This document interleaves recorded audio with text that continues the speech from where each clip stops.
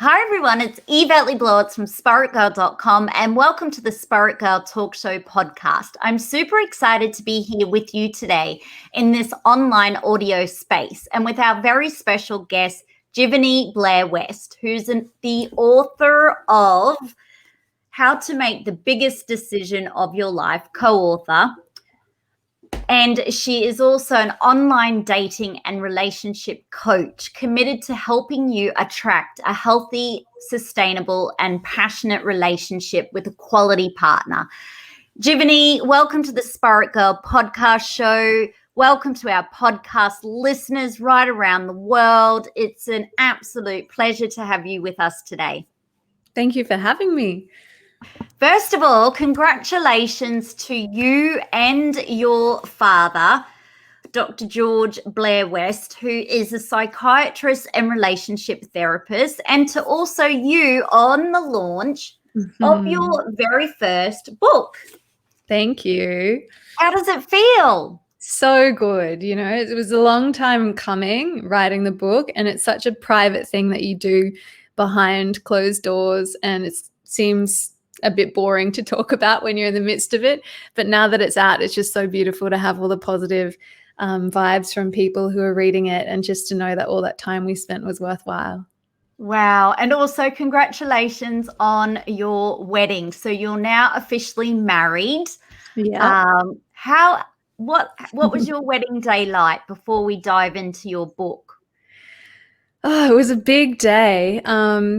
So we got married in Mullaney, and it's a beautiful part of southeast Queensland where you're overlooking the Glasshouse Mountains.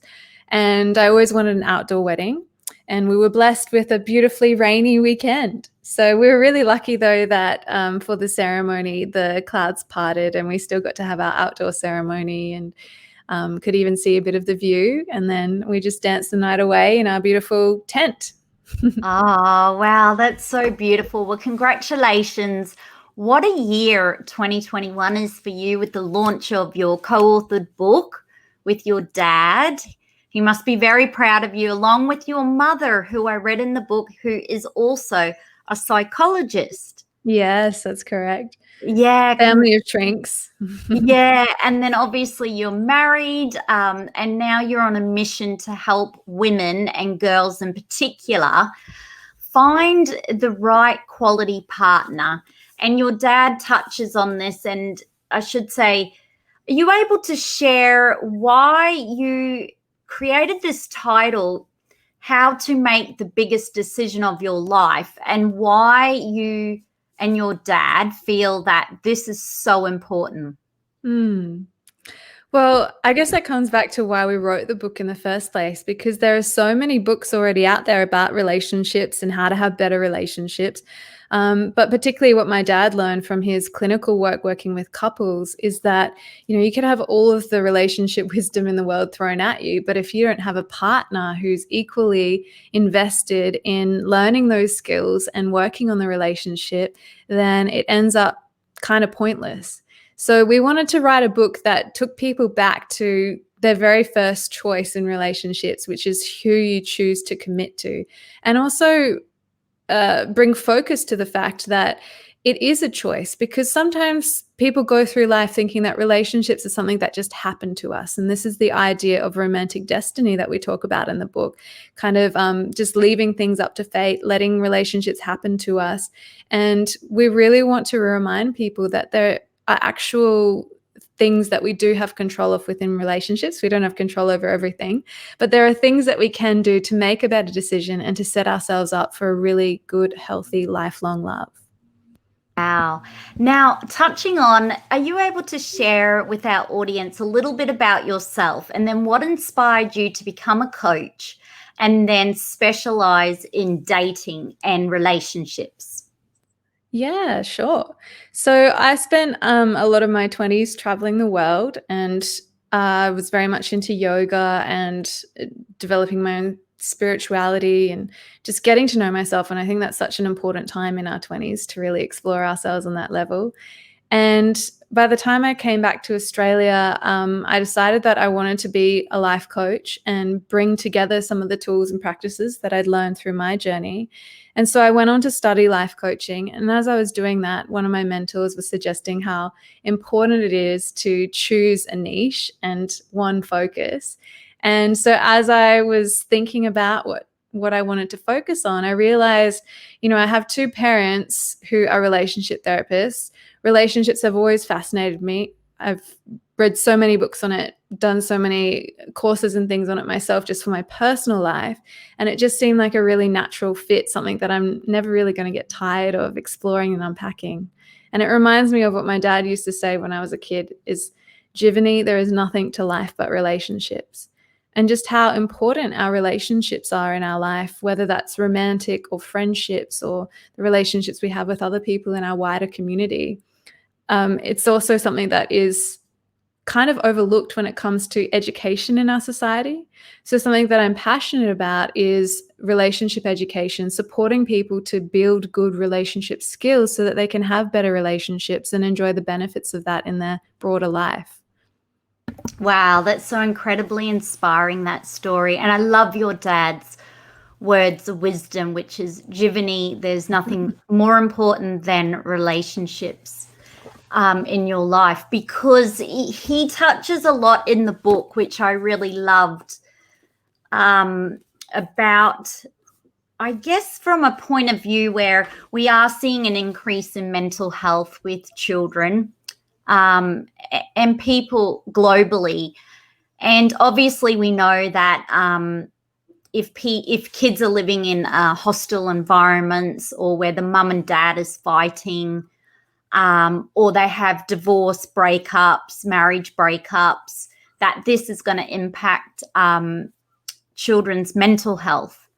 And I just really feel that this book is a great way for anyone looking for love, how to ask the right questions, and even ways to really, if even they're in a relationship, how to foster that or improve that or to work on that.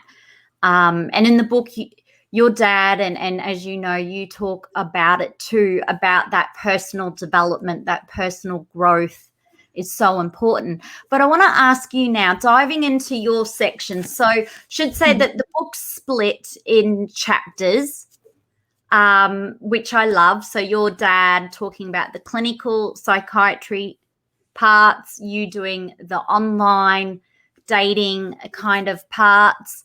So for someone who's looking for love, now they turn up to you, they grab this book and they go, I can't find anyone available.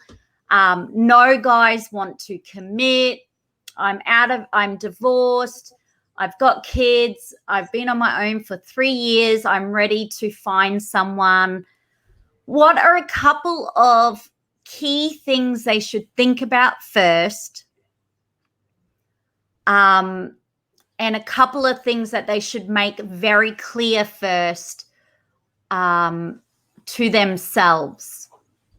Yeah. So this reminds me, before the search starts, and we'll get onto the search part next. Yeah. So when I'm working with people one-on-one in particular, there are 3 main areas that I focus on. So using the example that you gave, if that person was to come and work with me, the 3 main areas we'd start looking at. Number 1, what are the recurring patterns in her past love life? And maybe what are her blind spots around that maybe she hadn't recognized that she's contributing to? The second thing we look at is overall a healthy relationship mindset. Sometimes the stories that we tell ourselves get in the way of possibilities and opportunities that might be right there in front of us. And as you read in the book, part of what we talk about too is the need to redefine love, how we look at love, and also redefine dating, not as something that's like an annoying chore that we want to rush through, but something that's actually a really potent time of our own personal development and an opportunity for us to get to know someone before we invest too much. And then the third area is strategy. What can we do in this busy day and age to maximize our dating strategy so that we're not getting burned out? I see this especially with online dating. People, it's kind of like throwing stuff at a wall to see what sticks. They're just putting it out there and giving it a go, which is great, but their strategy might not be the most effective. So they're the 3 areas that I tend to focus on. Okay, perfect. Love that. Next thing, obviously, they are clarifying really their values, what they're interested in, or like, so as an example, if someone doesn't drink, it's 101 that they might decide, I don't want to be with someone who drinks a carton of beer every night. Totally. or maybe a 6-pack, but you know what I mean? So I guess, would you suggest they've got to get kind of set their boundaries, or know what they're actually looking for? Like, not to the T, but have some kind of idea? Yeah, no, this is definitely important, and part of the beauty of the period when you are single, and why I'd suggest, if you're coming out of one relationship, not just to run into another one, because we want to approach relationships not from reacting or just taking whatever comes our way, but actually thinking about, what do I want to create an experience in my future? And so this comes back to exploring our vision and values, as you just touched on. And so if health and getting outdoors is a big value of yours, you want to find someone who can meet you on that level. Now, that doesn't mean that your values have to be exactly the same, but they do just have to be compatible and not in direct conflict. And so some of the big vision questions that we need to think about, this varies depending on what life stage you're at, but if you want to have children and you're looking for a partner to start a family with, and you're really clear that you do want children, then that's got to play a role in your dating strategy, exploring who is open to having children. Because one of the saddest things are when 2 people fall in love and they might have a really great relationship and be compatible on many levels, but one partner is just certain that they don't want kids, and for the other partner, they definitely do. And this becomes an unresolvable conflict. I love that.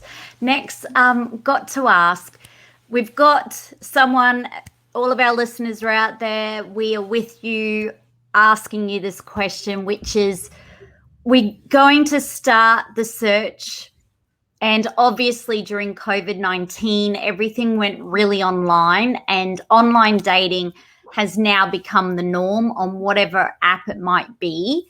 But what are a couple of things our listeners should think about when setting up their profile, or when looking at other people's profiles, and reading profiles? Like, what are a couple of key pointers that could help them just in the setup phase first? Well, the first thing, focusing on setting up your own profile, it's really important to be true to yourself, because your profile essentially is your first filter for finding a partner. So you want to attract the right people. And sometimes if we're just showing what is common and what fits in, because that is a part of our human drive, right, to fit in and to belong. Sometimes what I see is people can be a bit afraid to show their uniqueness, but it's that uniqueness that would actually attract someone who's going to be more compatible with them. So don't be afraid to stand out. And if you want more tips on creating your dating profile, I've got a whole free guide on my website. But then coming to the second part of your question, where you talk about how should we be looking at other people's profiles, I think it's really important online to cast your net wide, because so often what we actually want is different to what we think we want. And good things come in unexpected packages. So one of the biggest problems with online dating that I see is the overemphasis on how people look and using photographs. Whereas most people listening, I'm sure they can relate to falling in love with someone who maybe they wouldn't have picked from a headshot. Or being at a party and seeing someone across the room and you think, oh, they're attractive, but then you go and have a conversation with them and you realize, oh, there's nothing there. They're not actually that attractive to you, right?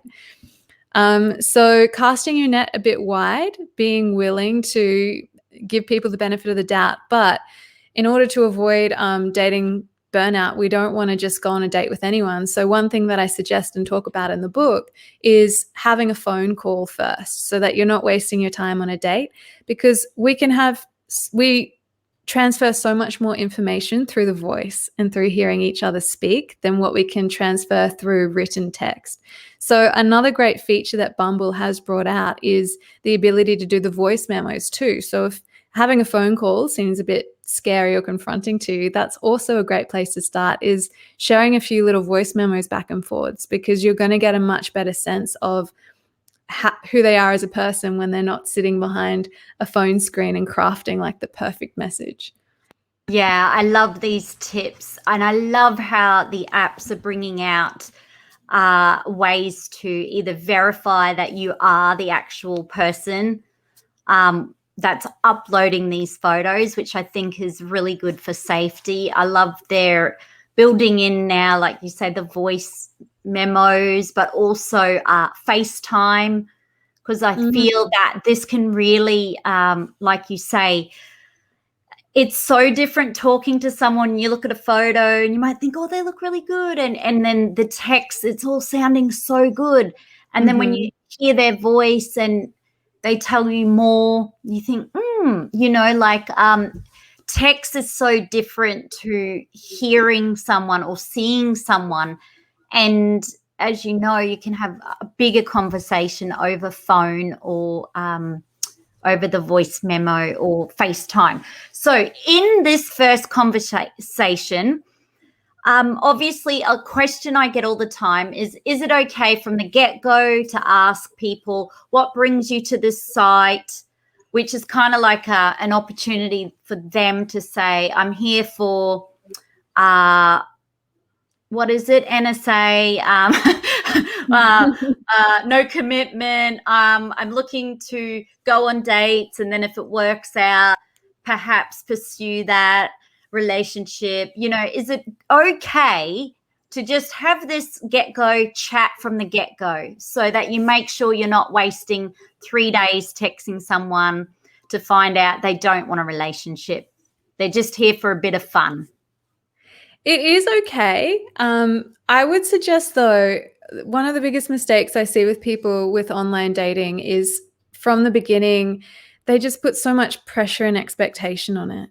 And we need to remember that connecting online, just because they're on a dating app and single, we've got to give it space to breathe. Otherwise, we're just going in like, you're single, I'm single, let's get this show on the road. And things very quickly can turn into a job interview. And that's why a lot of people complain when they're online dating that there isn't a spark or chemistry, because we're killing it before it's even had the opportunity to catch light, right?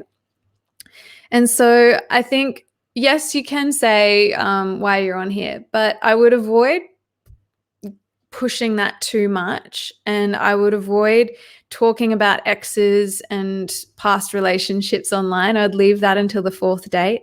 And in our book, we talk about some specific questions that you can ask on that fourth date, because you want to, at first, getting to know someone, it's all about building a connection. And it's very hard to do that with the weight of expectations surrounding that. So I suggest people, first of all, keep your first date short. I would suggest 60 to 90 minutes, no longer. You want to leave them wanting more. You don't want to do dinner. You just want to do drinks or a coffee or a walk. And that's the beautiful thing about COVID. On the plus side is that, first of all, it's normalized online communications, like having a video chat or a phone call beforehand. So use them so that by the time you're getting to the first date, I mean, the beautiful thing about hearing each other's voice first, say on a phone call, is that makes you more real. And another problem with online dating is flakes and people ghosting, right, before you've even gone on the first date. So interestingly, if you've already had that conversation, like, it's very easy to flake on a photo on a profile and words on a screen. But when you've had that connection through voice, it's a little bit more intimate. And our brains actually connect, hey, this is a real human being rather than just a photograph, right?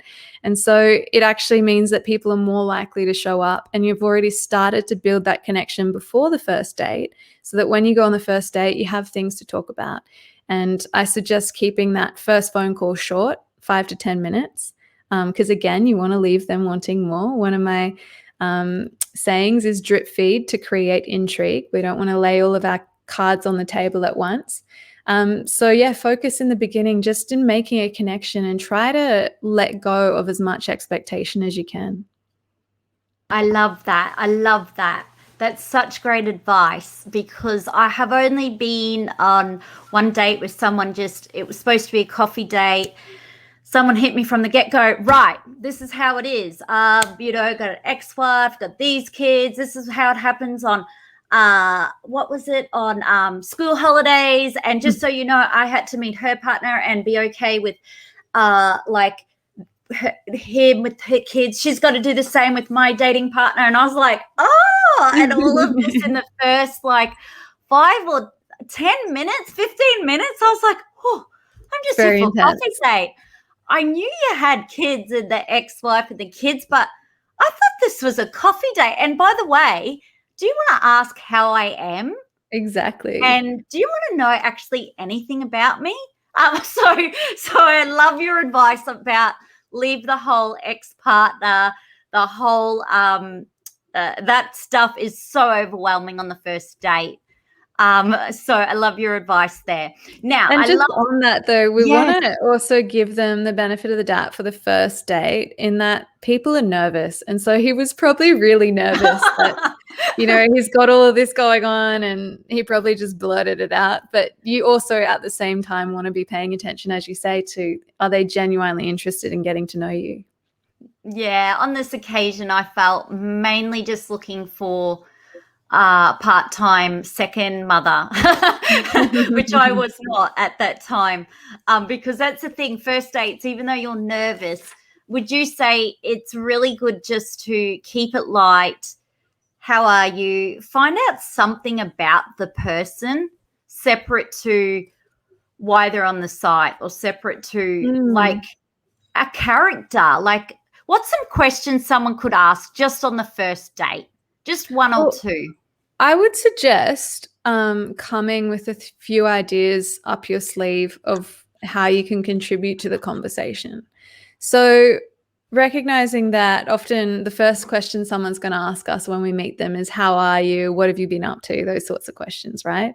And so if you can come with a few ideas, so I would suggest, for example, before you go on the date, thinking about, what's something interesting that I've come across lately? It could be a podcast you listen to and some ideas from that. It could be a documentary, it could be an article that you've read or a book that you're reading. And so when they say, how are you? You can say, oh, I'm really good lately. I've just been reading this book about blah, blah, blah. Have you heard of it? And the beauty of that is it takes you out of small talk very quickly into something deeper, and also shows them what you're interested in. And you get to play with that and explore where that conversation can go, because so often we just don't really know what to say. And so we're playing this conversational tennis. How are you? Good. How are you? What have you been up to lately? Not much, and it doesn't go anywhere. So taking the lead on that and being willing to transition the conversation out of small talk to deeper talk. Great. And so some other deeper talk could be something like, I just did this incredible bushwalk. It was up this mountain. So just things that you're doing or so kind of steering away from, oh, I'm here today because my relationship failed, or blah, blah, blah, and whinging about the ex and whinging about this, and totally keeping and it bringing light. as much excitement and passion, that's attractive in itself. So if you're talking about a great book that you've been reading, or an awesome walk that you found recently that you really enjoy doing, that is attractive conversation, and it's letting someone into your inner world a bit more. Wow. And the other thing I want to ask, I got some feedback from a lady who went on a date.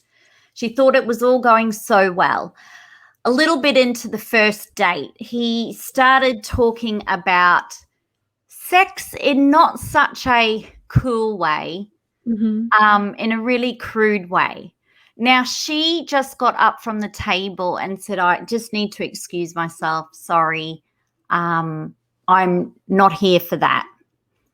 And she felt so bad. Right? And I said, look, here's the thing. I loved speaking to people because you get so many cool stories. But here's the thing. If you're at the bar and you kind of went up to talk to someone and they said something a bit sleazy, that would be all right. You would just probably say something, a few words, and walk away. So is it okay if a woman, a girl, or anyone is in this first date? I always say yes, always put your safety first, always check in with your moral compass and what feels right. And if you feel unsafe or they're just something's not right, it's okay to excuse yourself. And what are your thoughts on that? Absolutely. And we need to listen to our internal sensations. They can be so accurate. So if you're feeling uncomfortable, and we might feel that with a physical sensation in our belly or in our chest, or feeling it in our throat or another area of the body, like trusting that. And absolutely, you can excuse yourself. One of the best pieces of advice I ever got, which just comes to mind right now around boundaries, is like, you can always leave and you can always come back if you choose to, and being willing to leave, because I hear too many stories of women on dates who just sit through it with gritted teeth, and then it just becomes more and more awkward.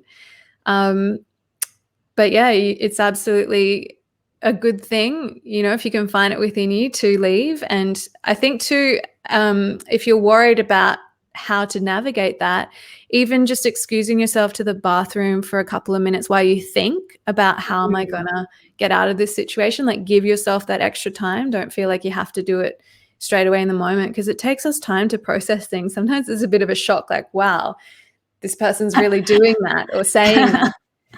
Yeah, I love that. Well, that's really good. Great advice, because I did love her courage to go, oh, I don't like this. I don't want to be part of this. And it's okay. She excused herself. And I felt like on the first date, that's okay. And she did it in such an incredible way. Now, you also talk about in the book, not only about online dating, but offline dating. I gotta get that word out now. Offline dating, which is becoming a bit of a rare thing, but I'm hearing so many stories of incredible people meeting offline and things going really well.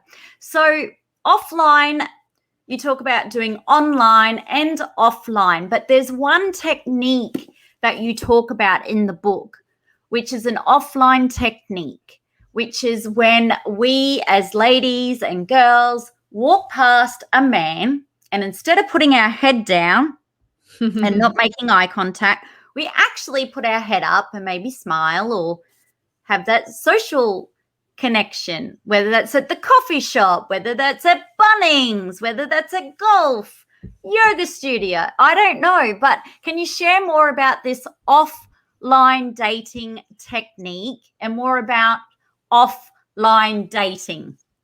Sure thing. So, yeah, we are in an increasingly online world, and I think dating apps can play a part in our dating strategy, but we shouldn't look at them as the be all and end all, because there are still these offline dating opportunities. And so I think one of the beauties about meeting people offline is that it starts with less pressure, like we were just talking about, right? And there's a little bit more mystery, which can also add to the feeling of chemistry and attraction. So those are some positives. And what you were talking about is signaling. So signaling is really important to our offline dating strategy. It means that, first of all, we have the intention and the openness of mind that we're like, okay, I'm going out now, whether you're going to the grocery store or yoga or to a party or an event. I'm going to be open that I might meet someone. And then once we're there, signaling and reminding ourselves, checking with our body language in the moment, am I sitting or standing with open body language? Am I looking around me? Am I smiling at people? And so particularly when we look at men, there was a study done around how men on average need about 3 looks to feel confident enough to come over, more than 1, that is, so at least 3. And this is just so true. So often we might look at a guy and smile at him and think like he's got the message and the invitation that we might be interested in talking to him, but he doesn't think that. He's standing there going, oh, why is she looking at me? Is she looking at someone behind me? Or, but when we reinforce that and follow that up with warmth and smiling, it makes them feel safer to maybe want to come over and start a conversation. And so, yeah, being aware of that. I mean, I met my partner on a tram doing exactly this. You got to share more about this technique. So on the tram, you meet your partner who you've just now married. Mm-hmm. How did this technique play out? You have to give us the lowdown. So to our podcast listeners, if you travel on the tram anywhere in the world or on public transport, this technique is for you, but you can use it at the grocery store. Absolutely. You can use it anywhere. I mean, I've met people in bookshops. Tell us how this played out. Yeah. So as I was saying, like the first thing is to be open to it in your mind. And so I was on the tram, Joe jumped on, and I was just kind of watching him out of the corner of my eye and keeping tabs on him. And it was really cute because he'd hopped on with a friend, and there were these two grown men with a earbud in each ear listening to a track that he'd just produced. And I just thought, you don't see that every day. And here's the thing, we can feel people looking at us, right? So he felt me looking at him and turned in my direction, and our eyes locked a few times. This happened, and around the third time I just started giggling because it was just a cute moment. And the way that he tells the story, he's standing there thinking, oh, like I want to go talk to this woman, but I'm scared because he doesn't normally do that. But she's really cute and she's smiling at me. And so he eventually worked up the courage to come over and talk to me just before my stop. So I was literally about to get off the tram, and he came and said hi. We had like a 10-second exchange, and I ended up giving him a card, and then he followed up and we went on a date a few days later. Wow, that is so amazing. And now you're married to Joe. Yeah, 5 years later. So this is incredible. So you obviously, everyone who's traveling on a tram, you now need to get a business card. And if you don't have a business card, at least write down a way that this person that you lock eyes with and smile at, and he comes over. First of all, Joe, credit to Joe for coming over, because one of the complaints I hear all the time is that guys don't approach women anymore, but you've just shared a technique, maybe why. You've got to look at them totally at least 3 times. What I used to do is like I'd go out, see someone I was attracted to, and then I'd just ignore them. And I'd hope that they'd come and talk to me. But I'm like playing it cool, and I'd have my poker face on. Yes. And of course, what man in his right mind is going to come over and talk to me? The only guys that did were the ones who were drunk with liquid courage. And they weren't the ones that I was interested in anyway. So it really flipped everything on its head, realizing, because I know so many people do this. They want to maybe have these sorts of encounters, but they're not signaling that they'd be open to it. And that's something that is very much within our power as women to, put it out there and make it easier for men. I love that. So we've got to get rid of the poker face, melt the ice queen, the cold ice queen, and make sure that we've all got phone number on a piece of paper or a card just there. If you've got that 10-second before the tram door shuts, you can get in contact with that one. And then obviously you go on your dates. First date, you didn't talk about your exes. No, we you're an online dating coach expert. Then second, third, fourth, how many dates in did you think this guy has potential, or this guy is kind of ticking my boxes? First date, or first in the tram, date number 3, what date number was it? Do you remember? Yeah, well, this is such a funny question, because for us, I think it was around maybe like 5 months in. Well, that's great. Because we'd been building a friendship, and I'd been dating other people, and we just kind of kept in contact. And something that I was aware, I had my high standards and no one was measuring up to them. This is something we all need to be aware of. And I was kind of looking over his shoulder, even though he was right there in front of me, for the next best thing. And that is a bit of a trap that we can fall into. And it wasn't until around 5 months in that I was having a conversation with a good friend of mine. We were both single, and we were telling each other what were like our top 5 values and relationships that we wanted to attract in a partner. And as I was listing these things, I realized, I've gotten to know Joe over the last 5 months, and he's actually all of these things, and he's just shown up reliably. I know who he is. And so as someone who was a bit commitment phobic, that took me to a place where I was actually willing to let him in. And the moment that I made that decision, because in the past I was often looking at reasons why it wouldn't work, and I was a bit afraid to, I guess, go all in again because I'd had my heart broken the previous year. So once I let go of finding the reasons why it wouldn't work and refocused on looking at the reasons why it did, and I just let him into my life, our love just blossomed in the most beautiful way. Ah, that's such a beautiful love story. That's so beautiful. And I love how you overcame your commitment phobia. And do you feel that the commitment phobia, though, was because you were trying to protect yourself from getting hurt again?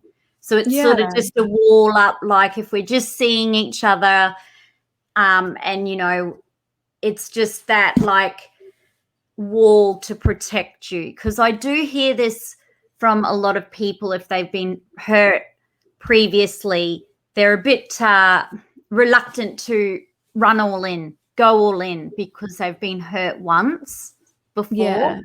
And that makes absolutely sense, doesn't it? We do want to keep ourselves safe. I guess part of the unraveling, though, is to figure out what is realistic and good, healthy boundaries, and what is maybe us protecting ourselves too much.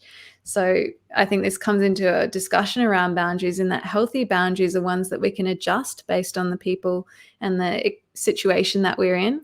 Whereas a lot of people, they either have low boundaries, which can result in people getting hurt, and maybe they have that experience. So then they go to the other extreme and they have high boundaries with everyone, and they can't let a relationship develop because they're keeping everyone at arm's length. So it's definitely something worth exploring and understanding in ourselves. Yeah. And would you say, you do a lot of work with women, would you say that women are more reluctant, like women generally are on the hunt for the one, that guy? Sometimes we have this little vision in our head, tall, dark, handsome, like to the point where the picture of the person we're looking for may not even fit who we end up meeting.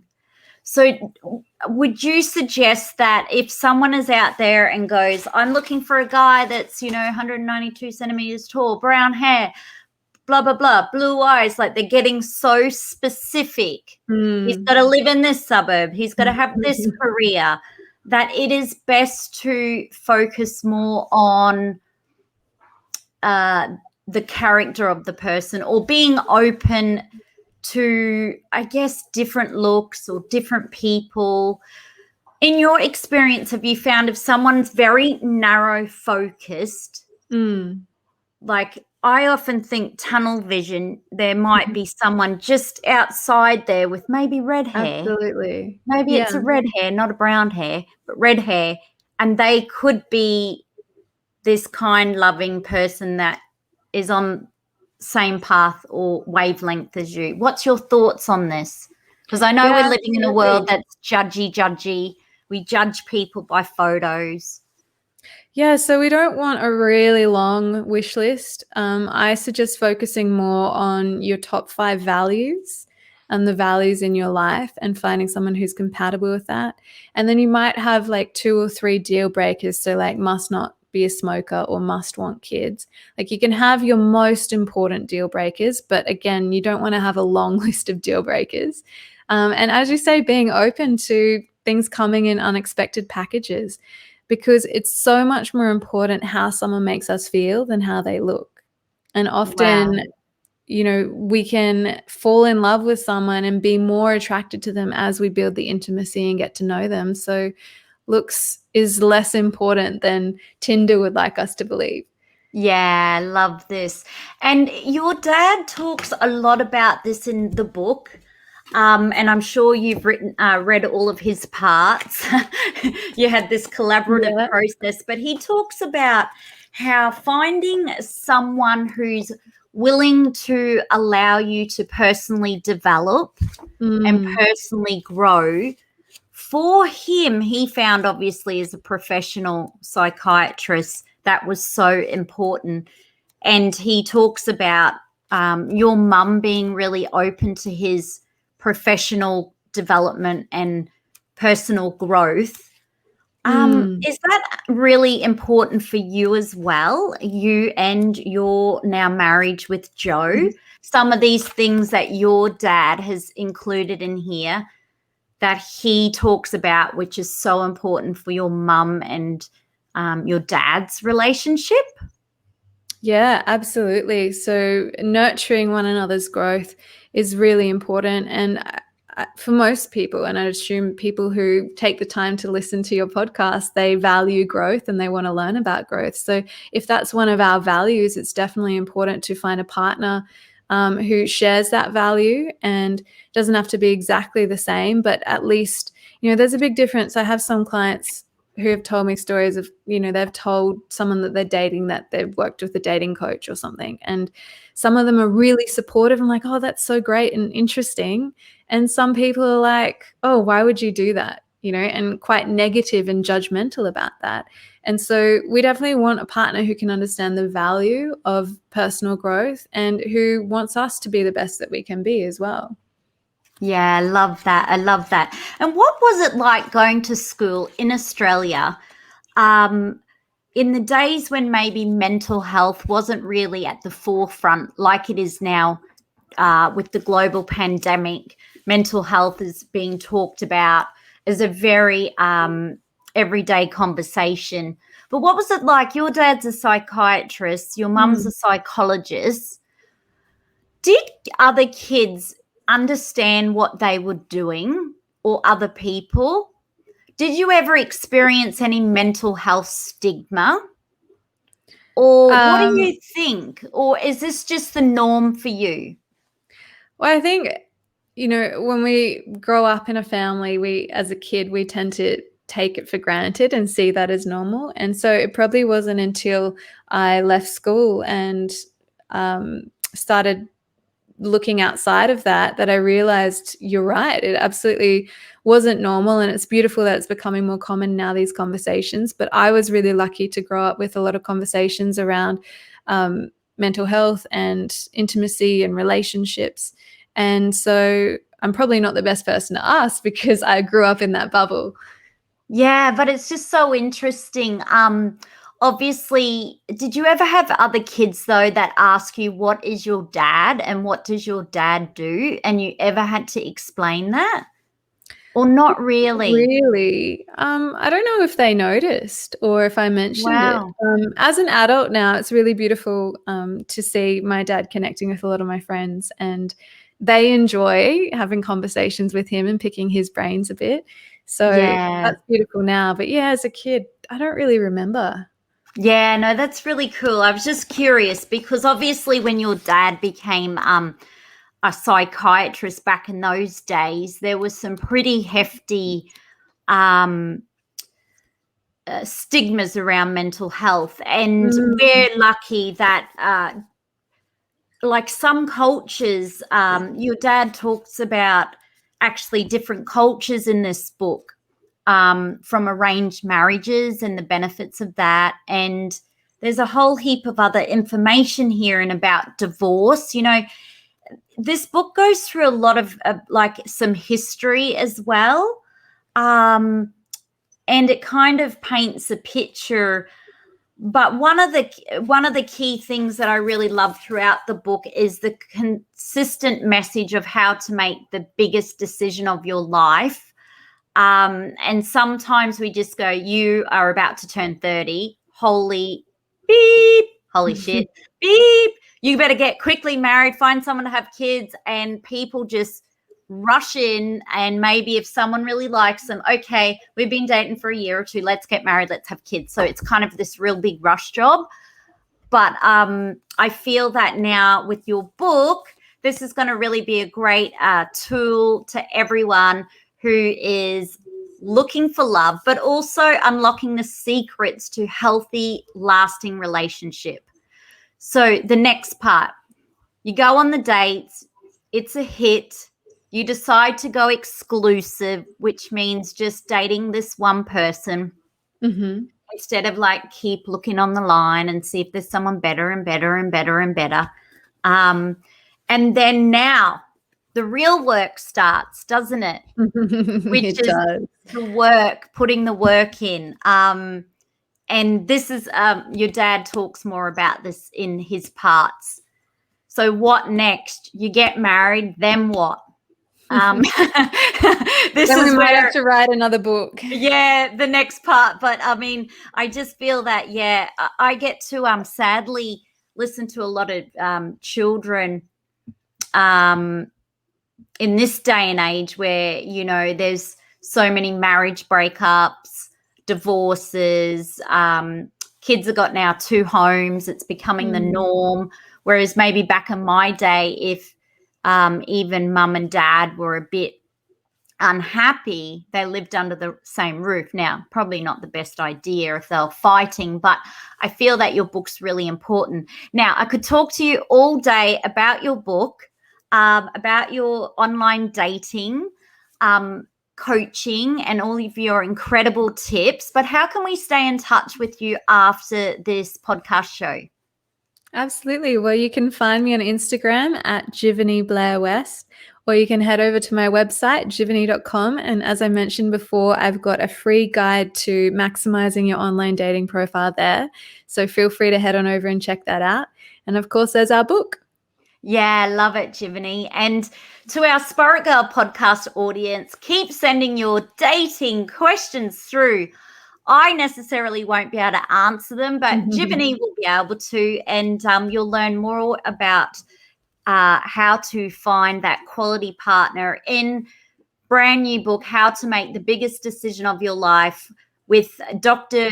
George Blair-West and Jiveny Blair-West. Thank you, Jiveny Blair-West. It's been an absolute pleasure having you on the Spirit Girl podcast show. Thank you so much. And congratulations again on your book, co-authored book, and marrying Joe, who you met offline on the tram. Incredible. I've got to ask, where was that tram? It was the 86 tram in Melbourne. So there we go. I used to live in Port Melbourne. I was just so curious which tram. So yeah, tram fan. So thanks, Jiveny. We'll say goodbye to Jiveny Blair-West. Thank you, Jiveny.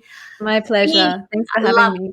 Yeah, had such a ball today with Jiveny Blair-West. Thank you to all of our Spirit Girl podcast audience, listeners right around the world. I truly hope you enjoyed listening to Jiveny Blair-West, her story, her online dating, coaching tips. Be sure to follow her. I'll leave a link. Make sure you subscribe, leave 5-star rating and review, and to tell someone you love to. And together, let's feel good from within. Bye for now. Bye.